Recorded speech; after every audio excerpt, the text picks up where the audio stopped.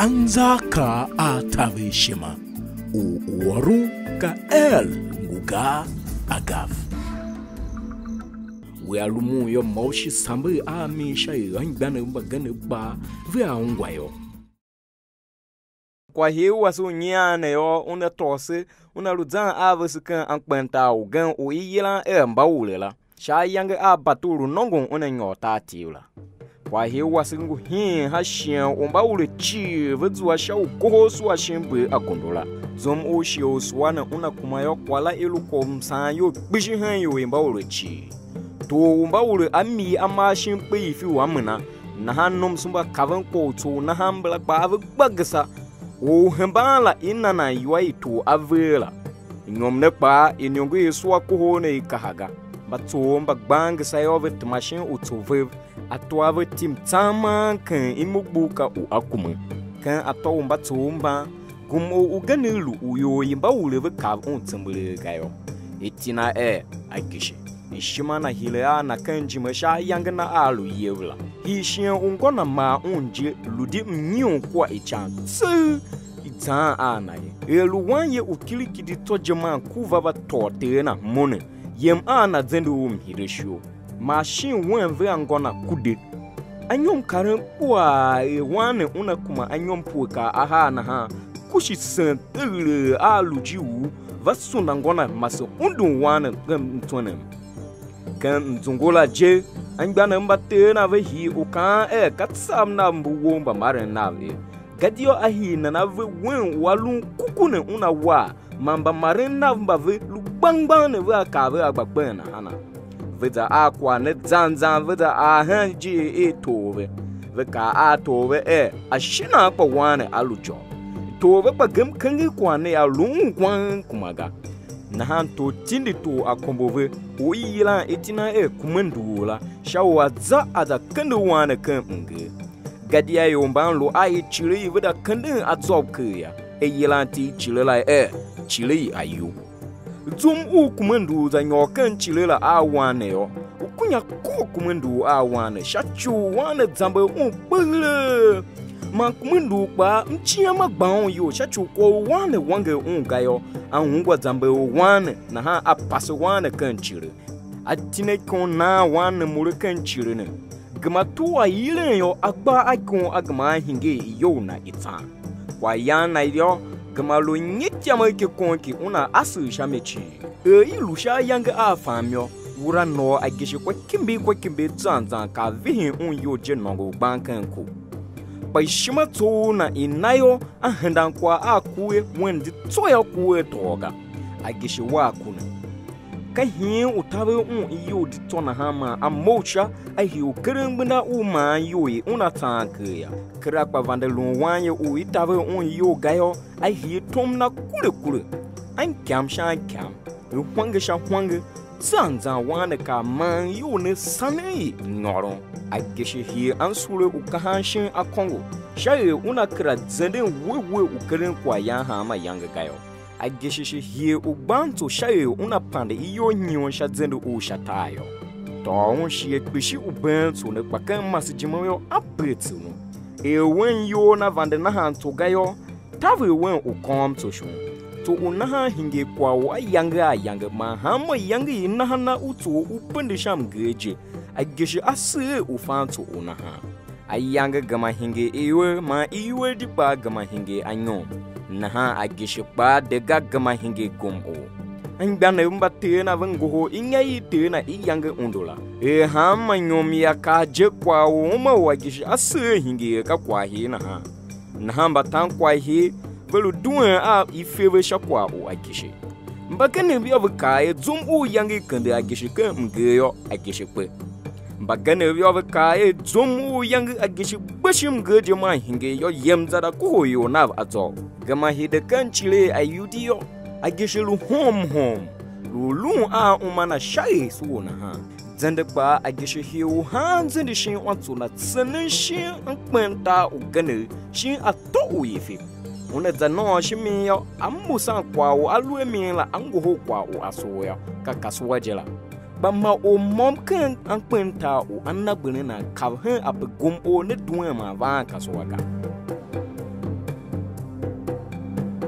gane yo agishi yab shawara walu kenge shakwaba ondo weludi utwen ba udiga ulutan iwange shata we ishimaka ana ntwene ma we shakwaba ondo yanga ma utan iwange shata gachi hene shakwane yo apine iyo na kwawo una lu iyo iwasenyo na ha amhosha ahi udzanen kalama kan chire ne kenge kla sa apema lu iwasen han yo na bi yo Mbaule balukwa una fatyoka gadio mluna lu utena la fu nja edena swon aswana ha elu tendinyo akenge dzeganya ilu ami kan chire ne na ha atoshmana chi ha show una nne masure we suri chinkafa ikureke iche aye shi una bumba yaba ko komomba velu kan chire ne una mo iji mo alagato yang jen ya gbakantia yoto una lu wasenve benanje agishito ishu kwashi inyamto ho Washington yem kaswashin anagbe zano shin kaswane ya omusan aka ne sha ishamaka yang sola chi ai masi hidden ami kan chire na kure to agba kan lo bentum uishamaka yo ahi ubomba yaba kwashi kokomova mo ka kum yo amemto ma yang etum yum yo vihi yoje agbanya shana hanyo zum aka ne kuma osundan yo ammo azashin anagbe aza loyo kan kaswa eve wa wosun sunda yomba vechi agave lumu odondo lave vave ana veva hitom sundana ve etom ne zanza bakam masjimayo ve betom shon sunda lange bishi gando verin kan yo agishila na hanshi ve daga ve wason o man yo ve akashon ke ve hideve kahashi ve lo ma kwane humba ko agishi yange ontwela ve betom ne ve hilo ve ayem han aji aveyo agishi kimbe ve injatom ve humba yange ve lumuna ha na ha sa ve yo jegane ve tondo zo ana zum akane akuma ovasunda yo shi ayela ve avasunda atwa wene una pande ve uchuku ona te kama ve uvasenla yo ona ve gadia awashmana lu ukosun kwa yang bishishaye una vatyo ukosun itlayo ami zum ijen ya bayo to shie karen yo ishule shon ikuma usunda yo mbala kwa iyingi yo igane ise shave ava wasa on tomla chi vema ayo agane aha ahamba itla ve shamakala ke kwashi akayan la chi kakom over ayem yo alam ave aka yo mbagane mbave so ulumve ana ya ve shiha chilera hele na ha una nangan sha ve shin una kimbenve ve wason onangan sha etiom aka yanga ve kahalachi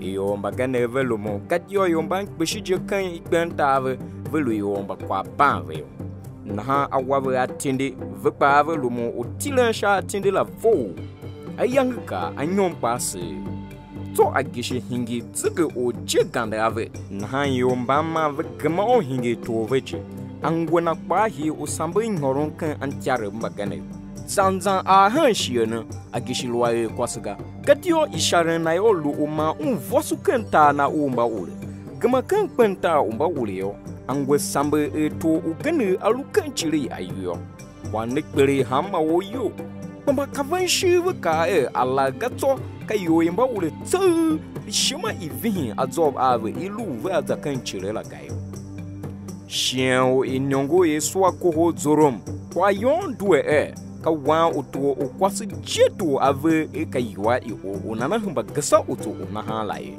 shito tindi loho han ato antiare mbagambla hammovena na tindi uto onana va gbagasa na ayo nabio agishi ungwa ilu lohon yo mbakan ikya iganegba na ha atine matimo na oywa evza nato Mbaule shiwe ka na kan kwenta na kwa uto ngova shayan kala yo agishi deka tsayona etyo yam ka kwa hene u agishi timashin turu hene njela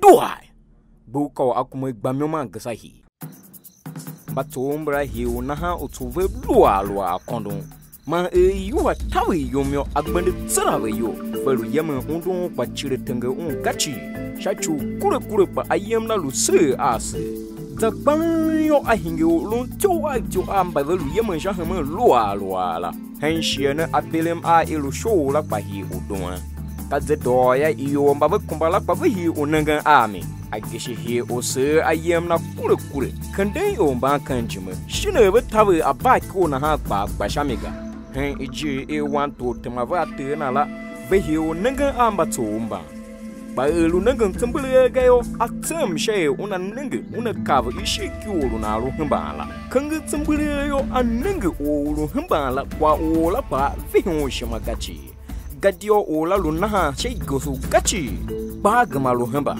agishi ba te ashe kanga ha ape wanto ma te na velu layo akanga wan kwasene tsambule ma shi mluno wa shi ba vihiga naha ishima taon ko ku ayembul ishima se tave ma akusu ashe ase naha fure ichagbaga jetoma anwa igbere yoge tinyi ashe yo amase kavan yem je unza ka iyavan ivatire herela shi ate ashe akange yo anenge wantolo hungwanka mgevan ovakan ungbenda naha akamaza tsona anashi welu wantolo vala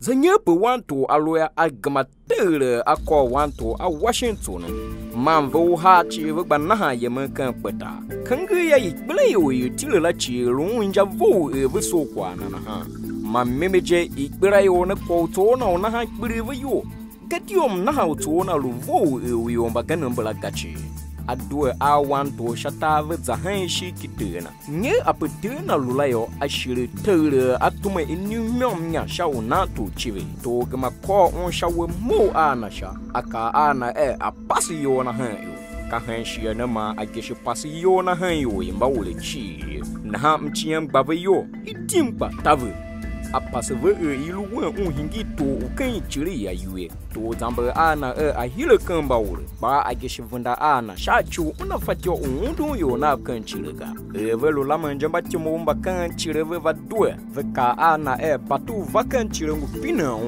ma awashimo batu ya lushayo una yam ishama kave agishi yo kan masjimo akana chi yo agishi vosu kwasana hide amin kan chiri shiva yeka a o batu wan chow ne tave shima gbemyo hinge ulun kuma o etyoyam ka pe kwa he wasu nyana azavese azakurejela memeje shima tave hamba yo tave alona hanga yo ivyongo mai fetyo ulun yakan konga anzaka a tave shima o waru ka El-Ngugar agaf